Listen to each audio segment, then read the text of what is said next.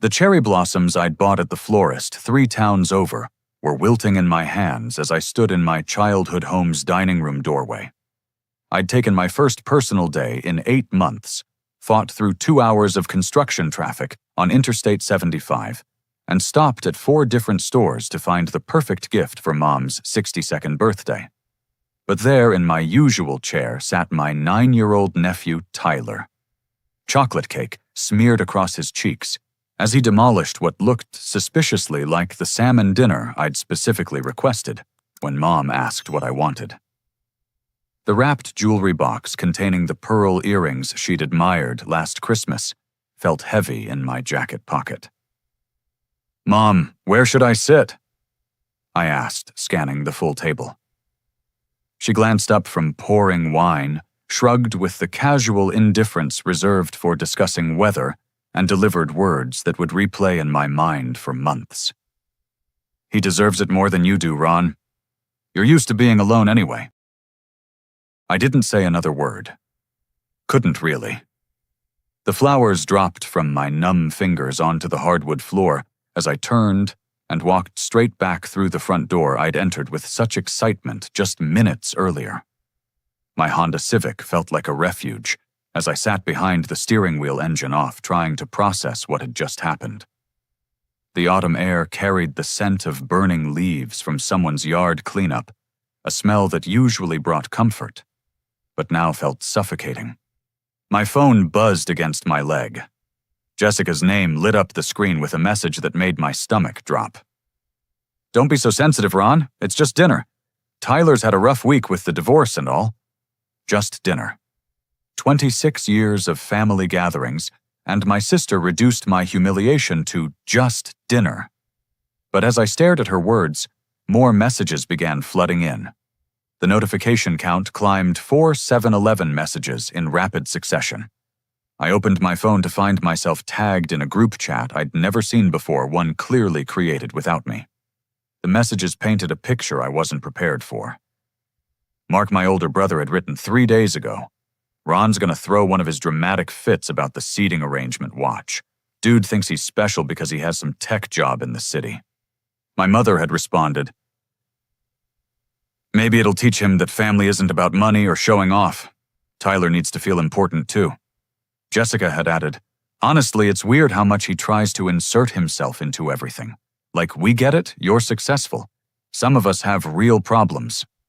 The timestamps showed this conversation had been active for weeks. Dozens of messages discussing my issues, my desperate need for attention, my obvious loneliness that makes everyone uncomfortable. They dissected every interaction I'd had with the family over the past 6 months, turning innocent moments into evidence of my supposed character defects. One message from my father particularly stung. "The boy needs to learn his place. Can't have him thinking his money makes him better than the rest of us." His money. The money I'd been sending them for everything from car repairs to medical bills to Christmas presents for the grandkids. The money I'd earned working 60-hour weeks while they portrayed me as some kind of entitled outsider, desperate for their approval. But the worst discovery came when Jessica's next message included a screenshot she'd clearly sent by mistake. It showed another group chat, this one including my aunts and uncles, where my mother had written, "We've decided Ron needs to understand that Tyler is the priority now. He's Mark's son, and Mark actually lives here and helps out. Ron just swoops in with his guilt money and expects to be treated like royalty." Guilt money. That's what they called the $600 I'd sent last month, when Mom said they couldn't afford Dad's prescription medications. The $800 I'd contributed for Tyler's school supplies, when Mark claimed his construction work wasn't bringing in enough. The $1,200 I'd given them for emergency car repairs that I now realized probably never happened. I scrolled through months of messages I'd been excluded from watching my family dissect my personality, my choices, my loneliness, like amateur psychologists who diagnosed me as a pathetic figure, worthy only of their pity and occasional financial exploitation. The planning for tonight's humiliation became clear. They'd deliberately set up a scenario designed to put me in my place, to remind me that despite my education and career success, I was still the odd one out who could be dismissed whenever convenient. The group chat revealed something even more disturbing. This wasn't the first time they'd orchestrated my exclusion. References to the Christmas thing and Easter Sunday suggested a pattern of deliberate isolation disguised as family dysfunction.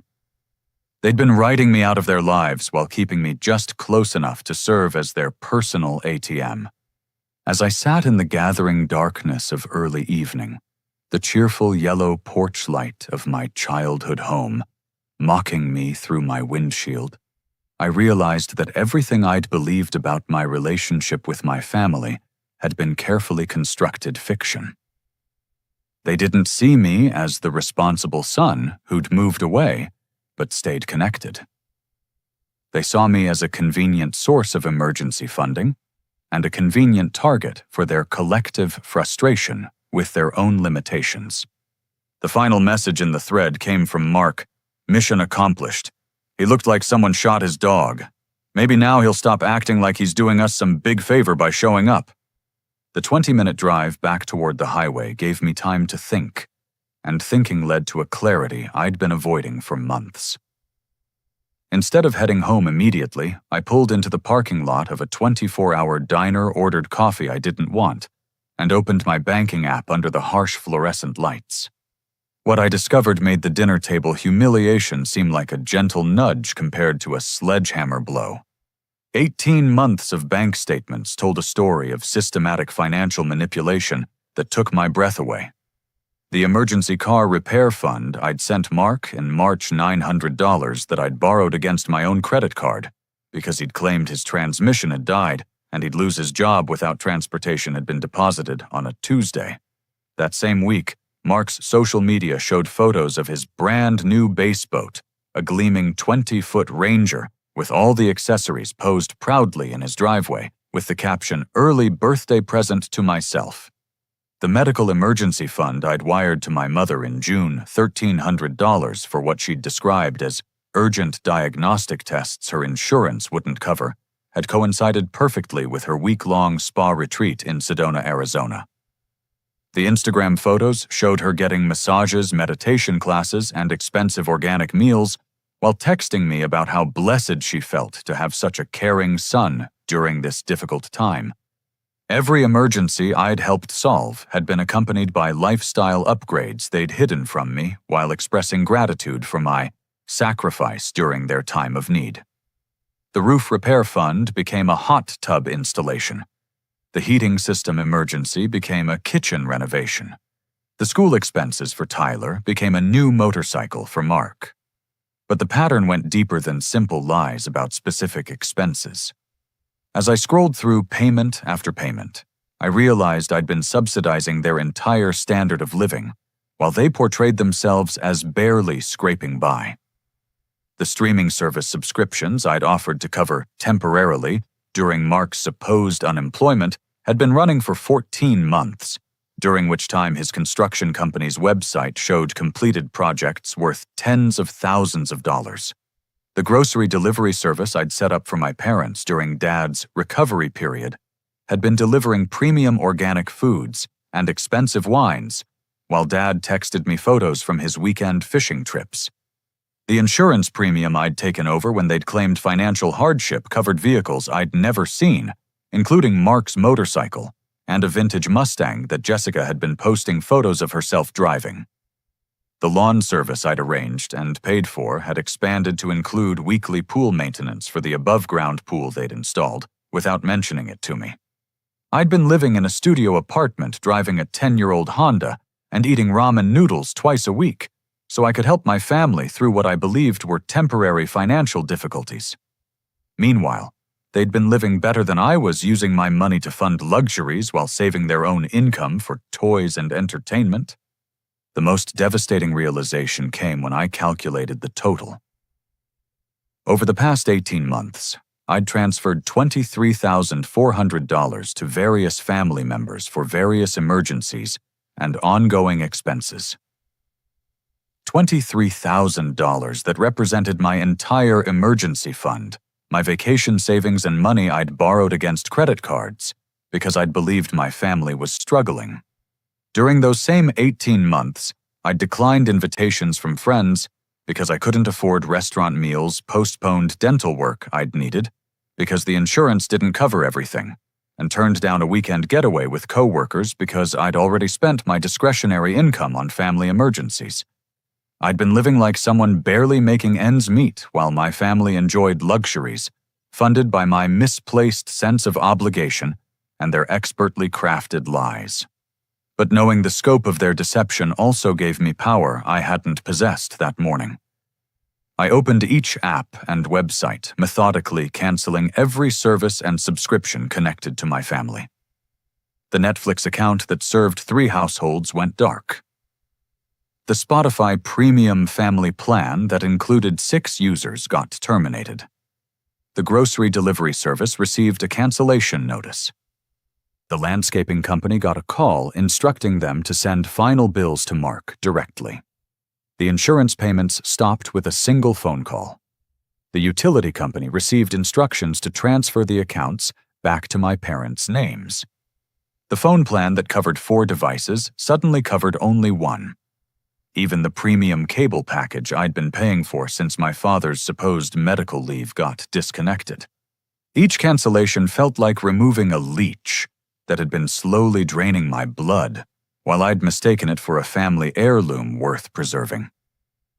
By the time I'd finished, I'd freed up over $1,900 in monthly expenses that I'd been carrying for people who viewed my generosity as both an entitlement and a source of entertainment.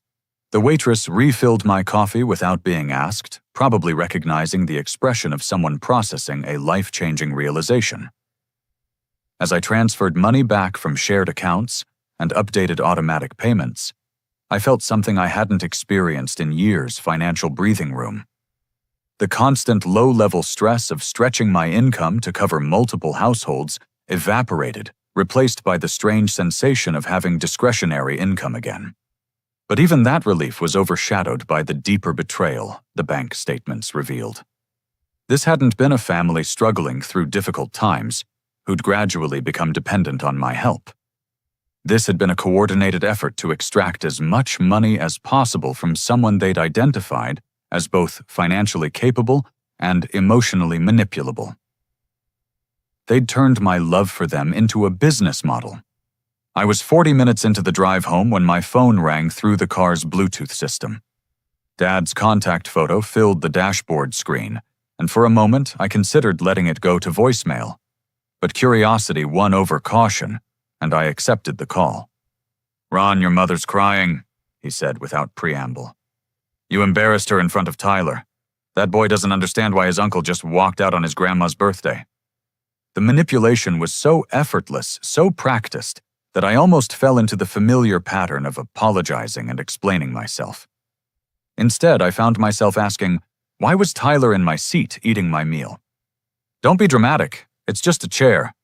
Tyler's been having a hard time with his parents' situation, and Linda thought he'd feel better being treated special. You're 28 years old, Ron. Act like it."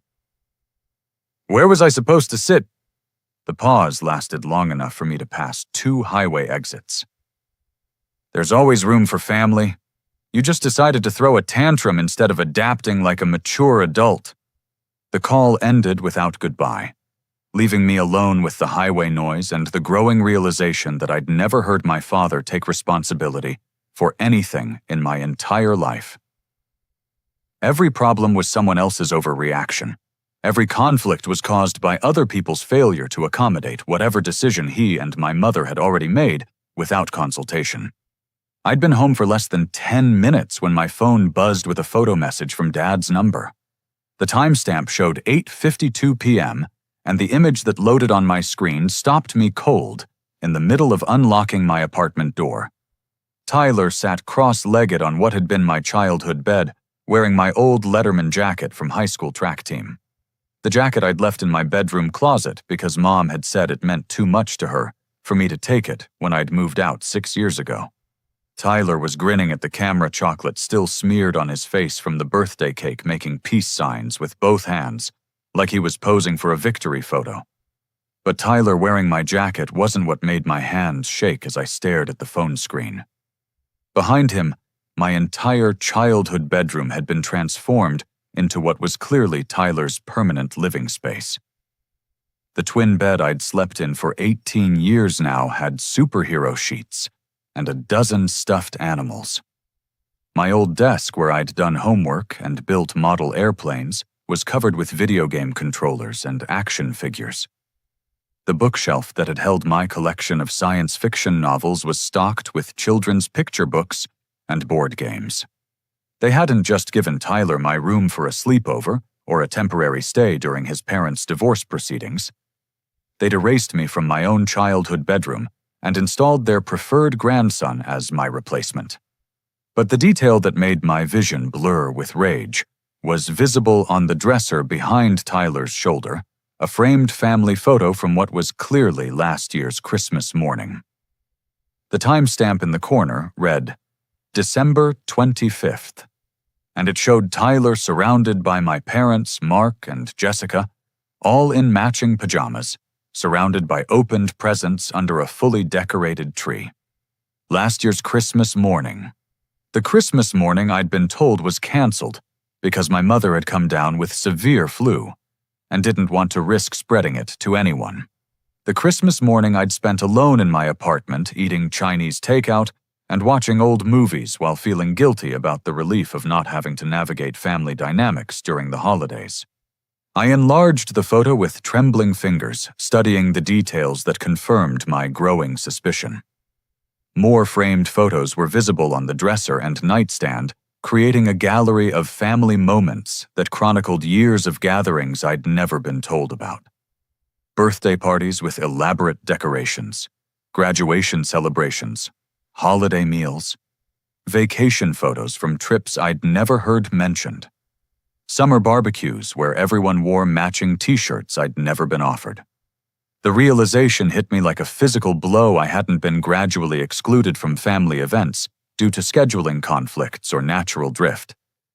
I'd been systematically written out of their lives while being told these events weren't happening at all. They'd created two versions of their family story, one that included me as the distant son, who was too busy with his career to participate, and another that was their actual life rich with connection and celebration and traditions that had been deliberately hidden from me. I called Jessica immediately, not caring that it was almost 9 p.m. or that she'd already demonstrated her position on the evening's events. She answered on the first ring. "Ron, come on.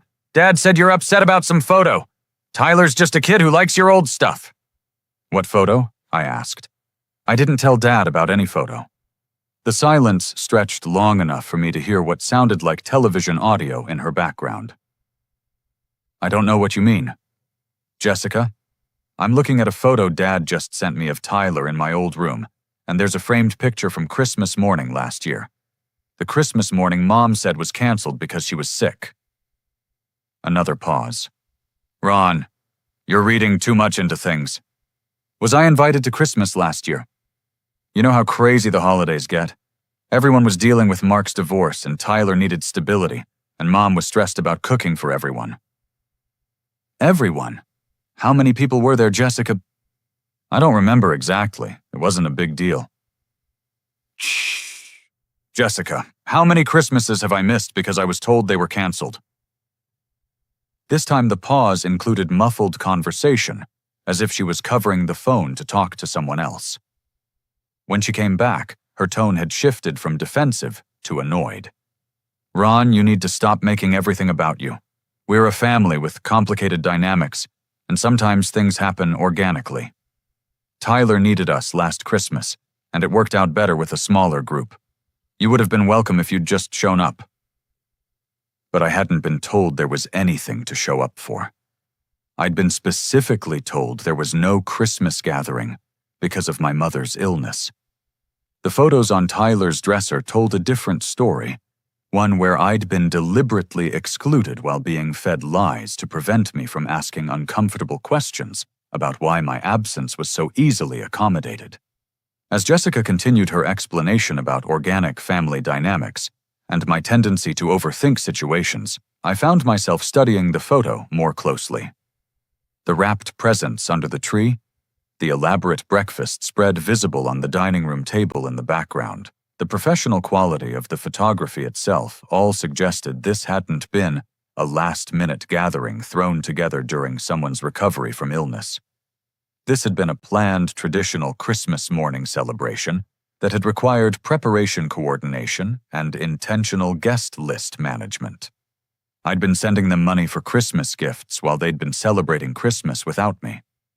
I'd been alone on the holiday while they'd been building memories and traditions designed to exclude me while maintaining my financial contributions to their lifestyle. The photo wasn't just evidence of their deception. It was a trophy documenting their success at erasing me from their family narrative while keeping me close enough to serve as their personal bank account. I couldn't sleep that night. Every time I closed my eyes, I saw Tyler grinning in my Letterman jacket, surrounded by the evidence of years of celebrations I'd been told never happened. By 3 a.m., I gave up on rest and made coffee stronger than I'd ever needed before. The laptop screen cast blue light across my kitchen table as I began what would become the most thorough investigation I'd ever conducted into anything. My background in software engineering had taught me how to trace digital footprints, and my family had left a trail wider than they'd probably realized. Social media became my starting point. I'd been blocked from most of their accounts months ago, supposedly to avoid drama during Mark's divorce. But there are always ways to see public posts and tagged photos from mutual friends. What I discovered made the Christmas photo look like a minor omission. My cousin Rachel, who lived 2 states away, but stayed connected with everyone through Facebook, had posted dozens of photos over the past 3 years that told the story of a family life that had existed parallel to everything I'd been told. 4th of July barbecues where my parents wore matching American flag shirts, Easter egg hunts in their backyard where Tyler collected prizes in a basket I'd never seen, Thanksgiving dinners with elaborate table settings and enough food for 12 people. Each holiday I'd been told was too stressful to organize this year, or canceled due to illness, had actually been celebrated with extended family members I'd grown up with, but somehow never encountered anymore. Aunts and uncles I hadn't seen in months had been regular attendees at gatherings I'd never been invited to attend. But the social media investigation revealed something even more disturbing than holiday exclusion.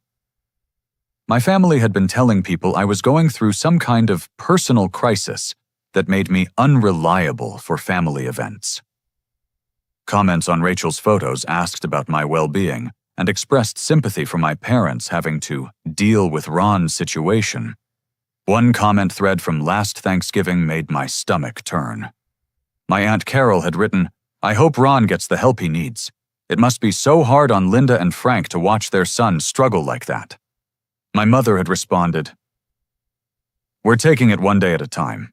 The important thing is keeping Tyler's environment stable while Ron works through his issues." My issues. They'd been portraying me as someone struggling with unspecified mental health or personal problems that made me unsuitable for family gatherings. The successful software engineer who'd been supporting them financially had been rebranded as a troubled son who needed space to work through his difficulties, while his family maintained their traditions without the disruption of his presence. The investigation deepened when I started looking into public records.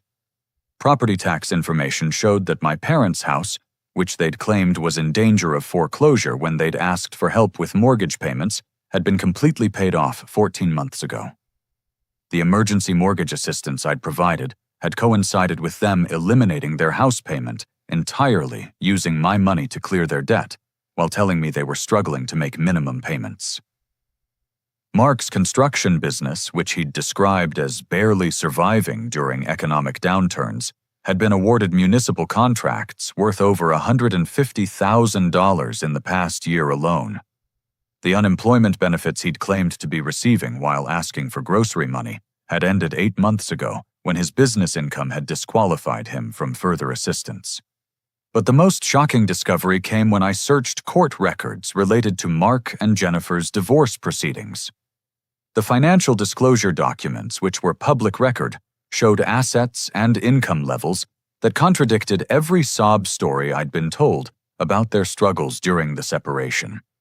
Mark owned 3 vehicles, including the motorcycle I'd seen in photos and a vintage Corvette I'd never heard mentioned. His business had gross revenues of over $200,000 the previous year. Jennifer, who'd supposedly been left destitute by the separation, was listed as co-owner of a rental property that generated monthly income higher than my salary at my tech job. They weren't struggling financially. They weren't barely making ends meet. They weren't facing emergencies that threatened their basic survival. They were living comfortably on incomes that exceeded what most American families earned, while telling me stories of hardship designed to extract additional funding for lifestyle upgrades they wanted but didn't need. The rental property discovery led me to more research that revealed Jennifer and Mark weren't actually divorced. The proceedings had been suspended 6 months ago, when they'd reconciled, but they'd never told anyone in the family about getting back together. They'd been living in the same house, running their businesses together, and maintaining their marriage while letting everyone believe Jennifer was a struggling single mother, and Mark was a divorced father fighting for custody. Tyler's difficult adjustment to his parents' divorce was complete fiction. His parents had been together the entire time, using their supposed separation as justification for additional family support and sympathy, while actually working together to rebuild their financial portfolio. I spent the remaining hours until dawn, documenting everything I'd found, creating a folder of screenshots, public records, and financial documents that told the story of a family that had turned manipulating me into a collaborative art form. They hadn't just been lying about individual emergencies or expenses. They'd constructed an entire alternative reality where they were struggling victims of circumstances beyond their control while actually living better than I was, on income streams they'd never mentioned. But the investigation also revealed something I hadn't expected to find allies. My grandmother, my father's mother, lived in assisted living an hour away and had been asking family members about my absence from gatherings for months. Comments on photos showed her repeatedly questioning why I wasn't present for holidays and birthdays with my parents, providing vague responses about my being too busy or going through a difficult time. A private message to Rachel yielded the information I needed to contact Grandma Dolores directly. At 84, she was sharper than most people half her age, and had been suspicious of my family's explanations about my absence from her great-grandson's life. "Ron, honey, I've been wondering when you'd call," she said when I reached her at 7:30 that morning. "I've been asking your parents about you for months, and their stories don't add up. Are you really having some kind of breakdown, or is there something else going on?" For the first time in hours, I felt like laughing. Grandma, there's definitely something else going on.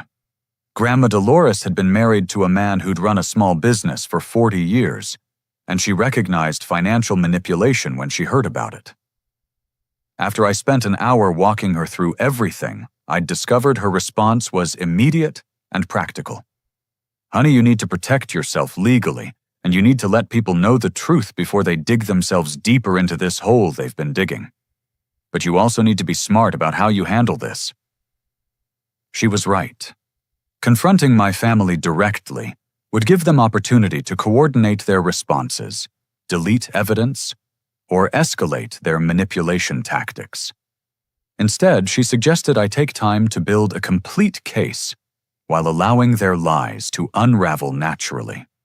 The first step was reaching out to other family members who'd been asking questions. Rachel, it turned out, had been suspicious for months about why I'd been absent from so many gatherings, while Tyler seemed to be present for everything. She'd been told I was dealing with work stress that made family events overwhelming for me, but she'd noticed that my social media showed me living a normal life with friends and coworkers.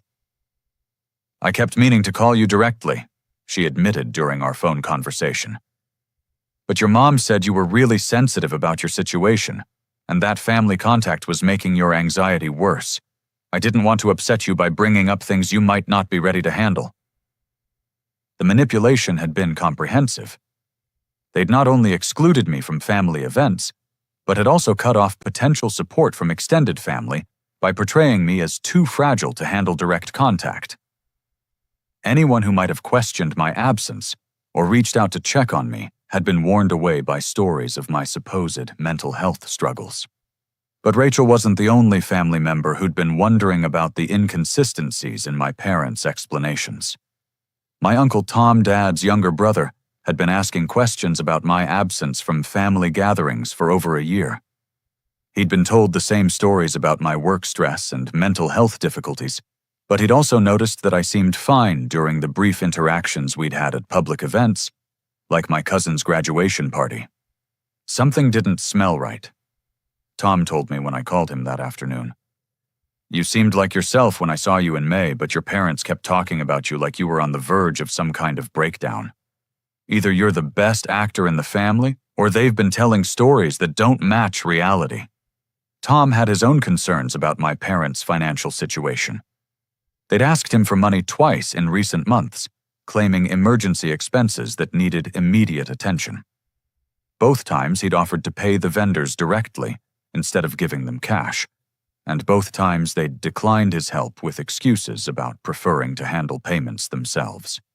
Your dad asked for $800 for urgent plumbing repairs that couldn't wait for insurance processing. When I offered to call my plumber and have him bill me directly, your dad said the guy they'd already hired only accepted cash payments. What plumber in 2024 only takes cash for emergency work? The pattern of financial manipulation extended beyond their relationship with me.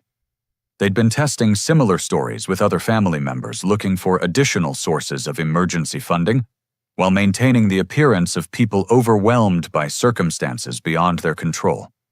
But Tom's most valuable information concerned my grandmother's will. Your mom's been pressuring Dolores to remove you as a beneficiary because of your supposed mental health problems. She keeps telling Dolores that leaving you money would be enabling your difficulties, and that the inheritance should go to Tyler instead, since he's the one who's really part of the family. They'd been trying to write me out of my grandmother's will while simultaneously extracting money from me for fake emergencies. The scope of their long-term planning was breathtaking in its calculated cruelty. Armed with information from Tom and Rachel, I began implementing a strategic response that would expose their lies without giving them time to coordinate damage control. The first step was contacting their church, where they'd apparently been collecting sympathy and possibly financial support based on stories about their troubled son who'd abandoned his family. Pastor Williams remembered me from the years when I'd attended services during college breaks. When I called to clarify the stories that had been told about my situation, he was immediately concerned about the discrepancies between my apparent mental state and the descriptions my parents had provided. Ron, your parents have been asking for prayers for your well-being for over a year now. They've described you as someone struggling with depression and isolation who'd cut contact with the family. But you sound fine, and if you're calling to clarify the situation, that doesn't match what they've told us about your mental state. The church hadn't provided financial assistance to my family, but they'd been including me in prayer lists for people struggling with mental health crises, and several congregation members had expressed concern about my parents' stress levels while dealing with their son's problems. I think there's been some miscommunication about my situation, I told Pastor Williams. I'd appreciate the opportunity to attend services this Sunday and speak with anyone who's been concerned about my family's well-being. The second step was documenting the evidence in a format that could be shared if necessary. I created a comprehensive timeline that included bank statements, screenshots of social media posts, public records, and witness statements from extended family members. The documentation told the story of a systematic campaign of financial and emotional manipulation that had been coordinated across multiple family members over several years. But I also followed Grandma Dolores' advice about protecting myself legally. A consultation with a lawyer friend who specialized in family financial disputes confirmed that I had grounds for pursuing civil action if I chose to do so. The fraudulent use of emergency stories to extract money combined with the deliberate exclusion from family events while maintaining financial obligations, constituted a pattern of exploitation that courts took seriously. "You're not talking about small amounts of money or minor misunderstandings," attorney Sarah Chen explained. $23,000 extracted through false pretenses combined with systematic emotional manipulation crosses the line into actionable fraud. You have documentation witnesses and a clear pattern of behavior that shows intent to deceive. But legal action would be a last resort. The goal was family accountability and relationship repair, not financial revenge or public humiliation. The documentation served as protection in case their manipulation escalated, but the real objective was creating space for honest conversations about family dynamics that had been distorted by years of systematic deception. The immediate effects of my investigation were already becoming visible. When my family's various subscription services and financial support systems began shutting down, their comfortable routine was disrupted in ways that forced them to confront the reality of their dependence on my support. Mark called first around noon, the day after my parents' birthday dinner. His tone was casual, as if he was checking in on a minor technical problem. "Hey Ron, our Netflix account isn't working. Did something happen with the payment?" "I canceled it yesterday," I replied. "Why would you do that? We've been watching a series with Tyler and Linda was in the middle of her cooking shows. Can you just restart it? I can pay you back later." "Mark, when were you planning to pay me back for the emergency transmission repair from March?" The pause was long enough for me to hear background noise that sounded like power tools confirming that he was working his construction job instead of dealing with the unemployment crisis he'd described. "That's different, Ron. That was an emergency. This is just a streaming service. I'm discontinuing all the services I've been paying for. You'll need to set up your own accounts if you want to continue using them."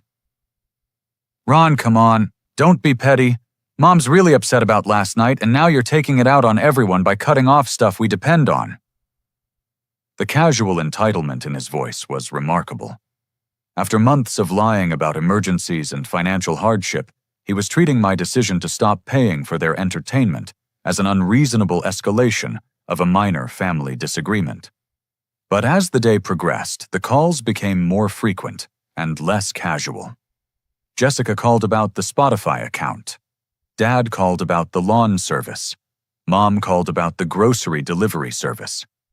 Each conversation followed the same pattern confusion about why I was suddenly canceling services, attempts to minimize the significance of the previous evening's events, and requests to restore services, while promising to discuss payment arrangements later. None of them acknowledged the lies they'd been telling about their financial situations. None of them addressed the systematic exclusion from family events. None of them showed any awareness that their stories about emergencies and hardships had been exposed as calculated deceptions. By evening, their tone had shifted from casual confusion to frustrated entitlement. "Ron, you're being ridiculous," Jessica said during her third call of the day. "We're family. You don't just cut off family because of some misunderstanding about dinner seating." Some misunderstanding about dinner seating. She was still characterizing the evening's events as a minor issue about furniture arrangements, rather than a deliberately orchestrated humiliation designed to put me in my place. But I'd spent months being trained to apologize for their manipulation and take responsibility for their emotional reactions. This time I refused to accept blame for consequences they'd created through their own deceptive behavior. "Jessica, I'm discontinuing financial support for people who've been lying to me about their circumstances while excluding me from family events. That's not a punishment. That's a natural consequence of the choices you've all made." The conversation ended with her hanging up on me, but not before I heard her tell someone in the background, "He's really lost it now. I think this is more serious than we thought." They were already working on their next manipulation strategy, painting my refusal to continue enabling their deception as evidence of a mental health crisis that justified their previous treatment of me.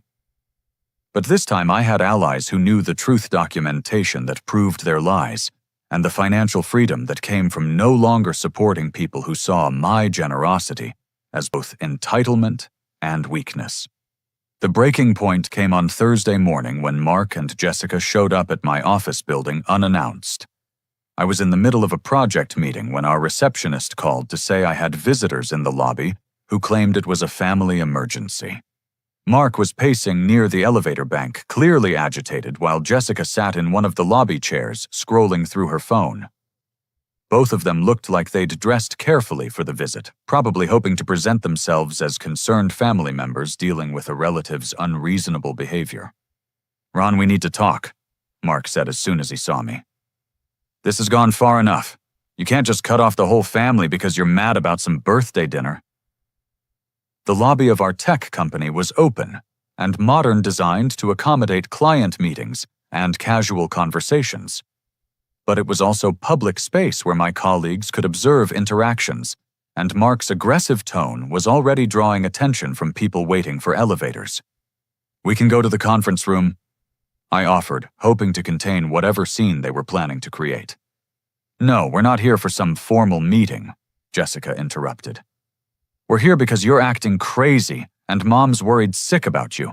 You need to stop this tantrum and restore the accounts you canceled." Several of my co-workers had paused their conversations to listen, and I could see our security guard taking notice of the raised voices. Mark seemed oblivious to the audience he was creating as he continued his demands. "Tyler keeps asking why his uncle is mad at him. Mom can't afford to pay for all these services you just cut off without warning. And that lawn guy showed up yesterday demanding payment for 2 months of work you apparently didn't tell anyone you'd stopped covering." "Mark, I'm not discussing family finances in my workplace lobby. If you want to have a conversation, we can schedule something private." "Private?" Jessica stood up, her voice carrying across the marble floors. "You've been hiding from the family for weeks, and now you want privacy? You owe us an explanation for why you're destroying everyone's lives over some perceived slight." The security guard was walking toward us now, probably responding to the volume of their voices and the increasingly hostile body language Mark was displaying. Other employees had stopped pretending not to listen, and I could see several people recording the interaction with their phones. "Sir, is everything all right here?" The security guard addressed me directly, but his attention was focused on Mark, who was gesturing emphatically while speaking loudly enough to echo off the lobby walls. "These are family members," I explained, "but they need to leave." "We're not leaving until you fix this mess you've created," Mark said to me, then turned to the security guard. "This is my brother, and he's having some kind of breakdown. We're just trying to help him." The public declaration of my supposed mental health crisis, delivered to my workplace in front of colleagues and security personnel, was clearly intended to humiliate me into compliance. But it had the opposite effect. Instead of feeling embarrassed, I felt liberated by the clarity of their manipulation tactics. "Mark, Jessica, I'm not having a breakdown. I've discovered that you've been lying to me about your financial situations while excluding me from family events and telling people I'm having mental health problems. I've chosen to stop providing financial support to people who've been deceiving me. If you want to discuss this further, you can call me to arrange a private meeting." "Deceiving you?" Jessica's voice rose to a near shout. "You're the one who's lost touch with reality. Mom's been worried about you for months because you're isolated and paranoid, and this proves she was right." But the public nature of their scene was working against them instead of for them. My colleagues could see 3 adults having a disagreement about family finances, with 2 people loudly demanding money and services from someone who was remaining calm and requesting privacy. The narrative of a breakdown victim being confronted by concerned family members didn't match the behavior they were displaying. My manager, David, had emerged from the elevator and was observing the situation with the expression of someone trying to assess whether he needed to intervene in a workplace security issue. "Everything okay, Ron?"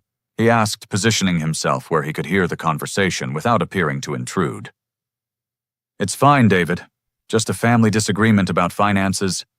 Mark and Jessica were just leaving." "No, we're not leaving," Mark said louder than before. "And you're not going back upstairs until you call Mom and apologize for the stress you're putting her through." The demand was so outrageous, so completely disconnected from normal adult interaction, that several people in the lobby actually laughed. A security guard in a corporate office building was watching two people demand that a third person call his mother and apologize as if they were children on a playground, requiring adult intervention. "Sir, I'm going to need you to lower your voice or leave the building," the security guard told Mark. "This is a workplace, not a family counseling center." "You don't understand," Jessica jumped in. "Our brother is having a mental health crisis and he's cut off all financial support to our parents. They can't afford their medications or their utilities because he's taken away money they depend on." But her explanation contradicted everything Mark had been saying about temporary service cancellations and birthday dinner misunderstandings. Now they were claiming my parents depended on my financial support for basic survival needs, which painted a very different picture of the family dynamics they'd been describing. David stepped closer, his expression shifting from mild concern to professional interest. "Ron provides financial support for your parents' medical expenses. He's been helping with some monthly bills," I answered honestly. "But I've recently discovered that the emergency situations I've been helping with haven't been accurately described." "Accurately described?" Mark was practically sputtering with indignation. "What's that supposed to mean?" "It means the transmission repair I paid for happened the same week you bought a bass boat, Mark. It means the medical emergency fund I sent Mom coincided with her spa vacation. It means Tyler's school supply money went toward your new motorcycle." The public revelation of their deception created a moment of silence that stretched long enough for everyone in the lobby to process what they'd just heard. My colleagues were looking at Mark and Jessica with expressions of understanding that suggested they'd dealt with manipulative family members themselves. "You've been tracking our spending," Jessica asked, her voice shifting from outrage to something that sounded like panic. "That's creepy and controlling, Ron." "I've been tracking my own bank statements, Jessica. Every dollar I've sent for emergency expenses has coincided with luxury purchases that nobody mentioned when asking for help." David's expression had shifted to what I recognized as his problem-solving mode, the analytical mindset he applied to complex technical challenges. "So you've been providing emergency financial assistance based on information that turned out to be inaccurate." That's one way to put it. The conversation was clearly over. Mark and Jessica had expected to embarrass me into submission by creating a public scene that portrayed them as concerned family members dealing with an unreasonable relative. Instead, they'd exposed their manipulation tactics to an audience of professionals who were perfectly capable of recognizing financial deception when they heard it described. "You're going to regret this," Mark said as the security guard escorted them toward the exit. "Mom and Dad are going to write you out of everything. Tyler's going to grow up knowing his uncle abandoned his family over money." But the threats sounded hollow after their public display of entitlement and manipulation. As the elevator doors closed behind me, I realized that my colleagues had just witnessed the exact behavior pattern I'd been dealing with for years. Demands for financial support combined with emotional manipulation and threats of family exclusion when their tactics didn't work. The incident in the lobby became a turning point that shifted my perspective from defense to empowerment. Instead of feeling guilty about setting boundaries with manipulative family members, I felt proud of maintaining my composure while they'd revealed their true characters to an audience of witnesses.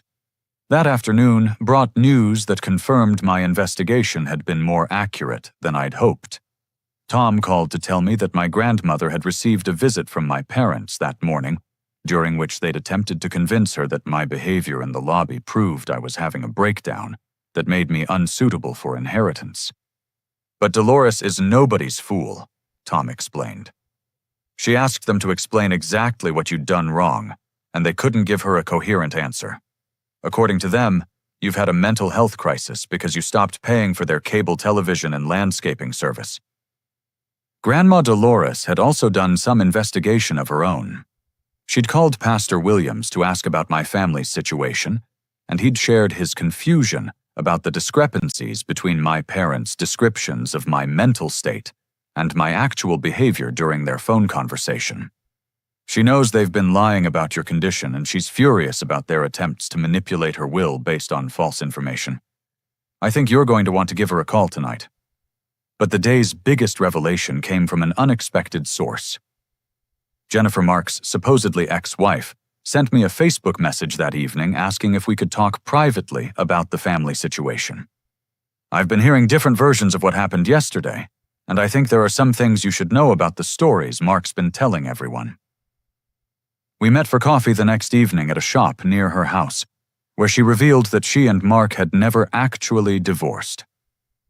They'd separated briefly 8 months ago, but had been living together again for 6 months, while maintaining the fiction of their divorce for family sympathy and financial advantages.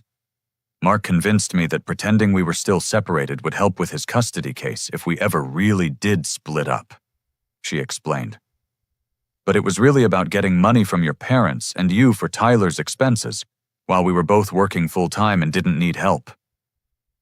Tyler's difficult adjustment to his parents' divorce was completely fictional. His parents had been together throughout the entire period when my family had been expressing concern about his emotional well-being and using his situation to justify their exclusion of me from family events. Tyler's been confused about why Uncle Ron stopped coming to family parties, but not because of any divorce trauma. He asks about you because you were always nice to him, and nobody's given him a real explanation for why you're not around anymore.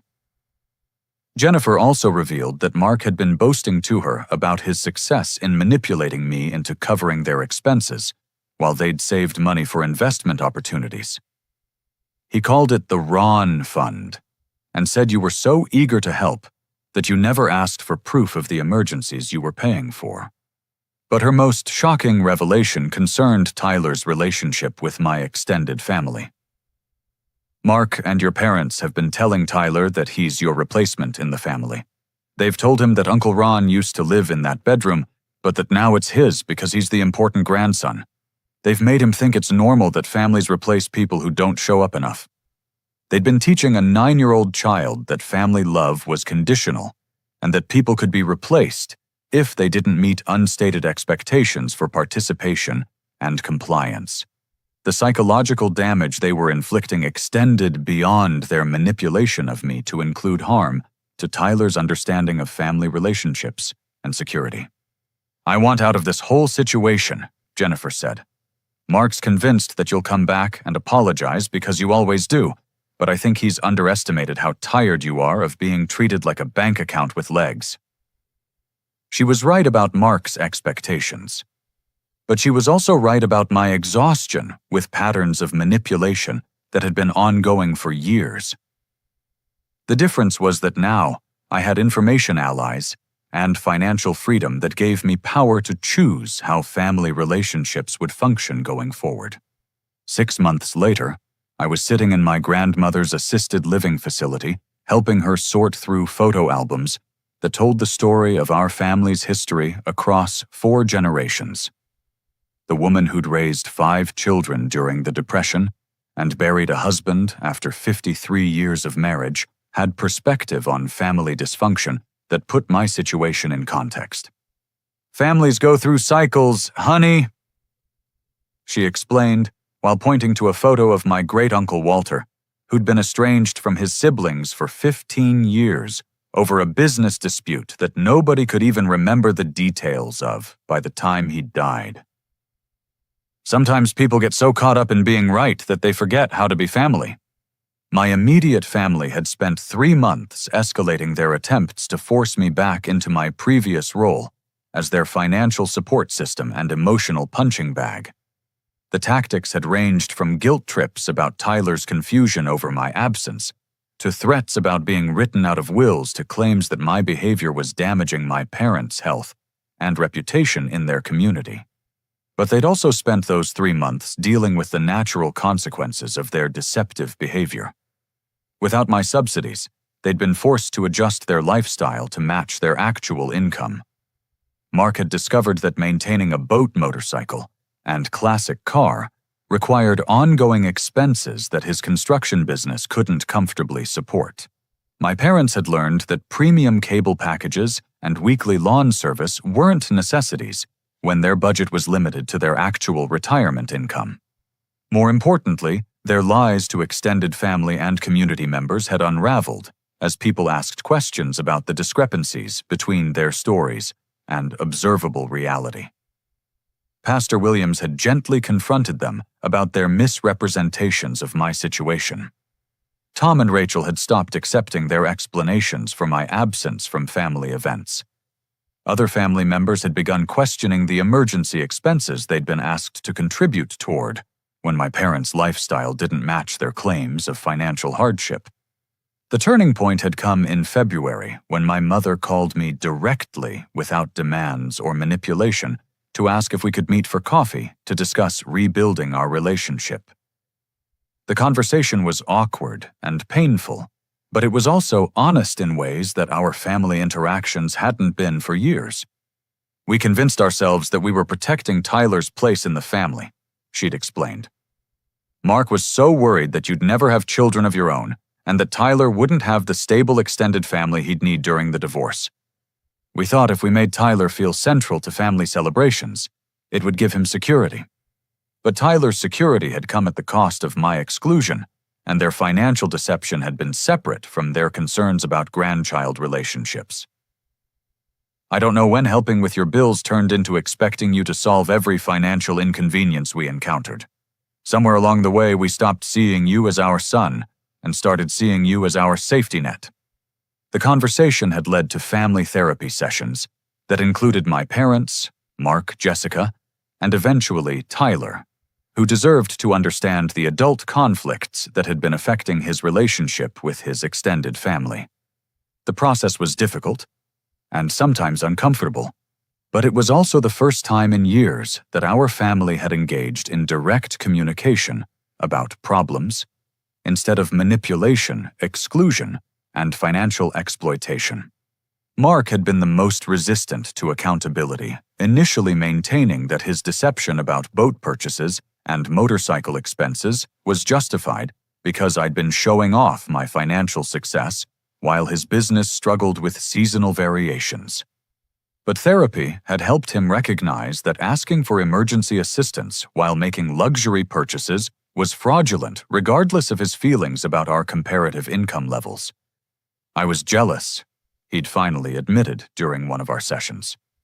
You got the college education and the career that lets you live comfortably, and I felt like you were judging me for staying local and working with my hands. When you offered to help with expenses, it felt like charity from someone who thought he was better than me. But his jealousy had led him to construct elaborate deceptions that had damaged our relationship far more than honest conversations about money and family dynamics ever could have. I kept telling myself that you could afford to help and that you'd never miss money you were giving away anyway. I didn't think about how lying to you about why I needed help was treating you like someone I didn't respect or trust. Jessica had recognized that her role in coordinating the family's exclusion of me from events had been motivated by her desire to avoid conflict between Mark and me during gatherings. I thought if we just kept you two separated during Mark's divorce situation, we could avoid arguments and drama that would upset Tyler and Mom. But instead of solving the problem, I created bigger problems by letting you think events weren't happening at all. The family therapy process had also included education about healthy financial boundaries and communication. We'd learned to distinguish between genuine emergencies that justified asking for help and lifestyle preferences that should be funded through personal budgets. We'd practiced direct communication about family events and guest lists instead of exclusion disguised as canceled celebrations. Most importantly, we'd addressed the damage that had been done to Tyler's understanding of family relationships. At 9 years old, he'd been confused by the adult conflicts, but had also absorbed messages about love being conditional and family members being replaceable when they didn't meet expectations. Tyler needs to understand that Uncle Ron's absence wasn't because he did anything wrong, and it wasn't because families replace people. Our family therapist had explained. He needs to see adults taking responsibility for their mistakes and working to repair relationships instead of writing people off. The repair process had included Tyler and me spending time together outside of the family group dynamics that had been affected by adult conflicts. We'd gone to baseball games, visited museums, and done the normal uncle-nephew activities that had been interrupted by his parents' manipulation tactics. Gradually, he'd stopped asking why I'd been mad at the family and started enjoying our relationship without the weight of adult drama. But the most meaningful change had been my relationship with my grandmother, who'd become my closest family connection during the months when my immediate family had been working through their accountability process. She'd shared stories about other family conflicts she'd witnessed over the decades, helping me understand that dysfunction and repair were both normal parts of long-term family relationships. The difference between families that survive and families that destroy themselves is whether people are willing to admit their mistakes and do the work to fix them, she'd told me. Your parents and Mark and Jessica have been doing the work. That's what matters. She'd also updated her will to ensure that Tyler's college education would be funded regardless of future family conflicts, and she'd established a trust that would prevent anyone from manipulating inheritance issues to control family relationships. Family money shouldn't be a weapon, she'd explained. It should be a foundation that helps people build their own lives. As spring turned to summer, I found myself genuinely enjoying family gatherings for the first time in years. The dynamic had shifted from obligation and manipulation to voluntary participation in relationships that felt authentic and respectful. Mark had started his own therapy to address the insecurity and jealousy that had motivated his deceptive behavior. Jessica had learned to communicate directly about conflicts, instead of managing them through exclusion and gossip. My parents had adjusted their lifestyle to match their actual income while maintaining their dignity and independence. Tyler had flourished in the healthier family environment, showing signs of increased emotional security and improved relationships with all the adults in his life. He'd moved back to his own bedroom, and my childhood room had been converted into a hobby space that my parents used for quilting and woodworking projects they'd always wanted to pursue. The financial boundaries we'd established had actually strengthened our relationships by removing the underlying resentment and exploitation that had poisoned our interactions. When my family needed help with genuine emergencies, I was able to provide assistance without feeling manipulated or taken advantage of. When they wanted to purchase luxury items or upgrade their lifestyle, they took responsibility for funding those choices through their own resources. But the most significant change was the end of the systematic exclusion and deception that had characterized our family dynamics for years. Holiday celebrations included everyone who wanted to participate with honest communication about planning and expectations. Birthday parties and family milestones were shared experiences instead of opportunities to demonstrate favoritism or manipulate family hierarchies. The July 4th barbecue at my parents' house felt like a genuine celebration of family relationships that had been rebuilt on foundations of honesty and mutual respect. Mark's business was thriving without the need for emergency financial assistance, and he'd developed pride in his work that wasn't threatened by my different career path. Jessica had returned to college to finish her nursing degree, funded through student loans and personal savings, rather than family manipulation.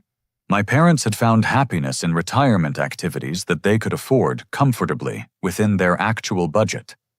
As I watched Tyler play catch with his grandfather while Jennifer and Mark worked together to prepare hamburgers on the grill, I realized that the family I'd always wanted had been possible all along.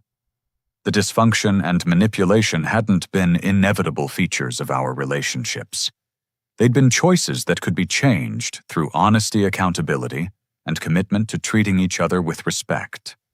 The man who'd driven away from his mother's birthday dinner feeling humiliated and excluded had been replaced by someone who understood his own worth and refused to accept treatment that violated his dignity. But more importantly, the family that had used financial manipulation and emotional exclusion to manage their insecurities had been replaced by people willing to do the difficult work of building authentic relationships. Standing in the backyard, where I'd played as a child, surrounded by family members who now treated me as someone they genuinely valued rather than a resource to be exploited. I understood the life lesson that had emerged from months of conflict and repair. Family relationships thrive when they're based on choice rather than obligation, honesty rather than manipulation, and mutual respect rather than financial dependence. The journey from that devastating birthday dinner to this peaceful summer afternoon had taught me that walking away from toxic dynamics isn't abandonment. It's creating space for healthy relationships to develop. Sometimes the most loving thing you can do for people who've lost their way is to stop enabling their destructive behavior and give them opportunity to find better ways of connecting. Tyler ran over to show me a baseball card he'd found in his grandfather's collection, his face bright with the uncomplicated joy of a child who felt secure in his family relationships. As I helped him identify the player and explain the statistics on the back of the card, I realized that this was what family was supposed to feel like: natural, supportive, and free from the weight of adult manipulation and financial exploitation. The photo my father had sent that cold evening 6 months ago had been intended as a symbol of my replacement in the family narrative. Instead, it had become the catalyst for rebuilding relationships that were stronger and more authentic than what we'd had before. Sometimes the most devastating moments in our lives become doorways to the healing and growth we didn't know we needed. What experiences have you had with setting boundaries in difficult family relationships? I'd love to hear your thoughts in the comments below. If this story resonated with you, please give it a like and subscribe for more content about navigating complex family dynamics. Share this video with anyone who might benefit from understanding the difference between healthy family support and manipulation disguised as love. Thank you for listening to my story, and I hope it helps you recognize your own worth in the relationships that matter most to you.